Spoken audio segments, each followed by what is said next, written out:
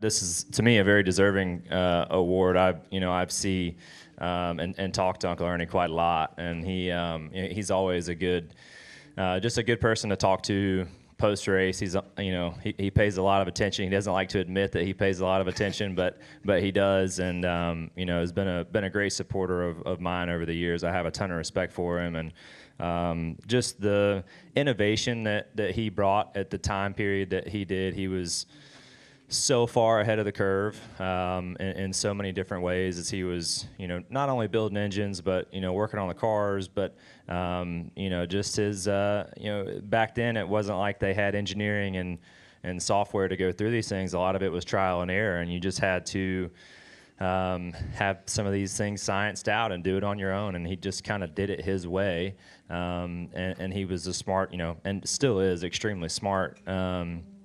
I've learned a ton from him, but just the innovation and how far ahead of everyone else he was at the time. I'm not sure everyone really understands. But a couple weeks ago, he had the Winston Million engine just like it came out of the car at the shop, and one of their engines from the Daytona 500, and they were sitting there, and I had never seen them in person.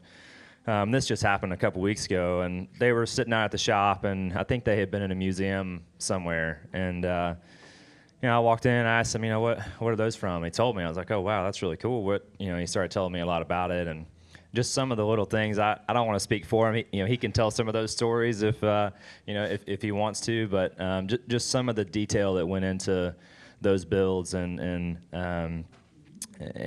just how impressed I was with the smarts and just the innovation and whatnot it's incredible. So I encourage everybody, if you ever have an opportunity to talk to him or listen to some of those stories. He has a lot of stories to tell, and it's definitely worth listening to. So I know that he's grateful and appreciative of the award. I hate he couldn't be here today. Yeah, me too. And hope that we can get him out to a race and honor him properly at some point.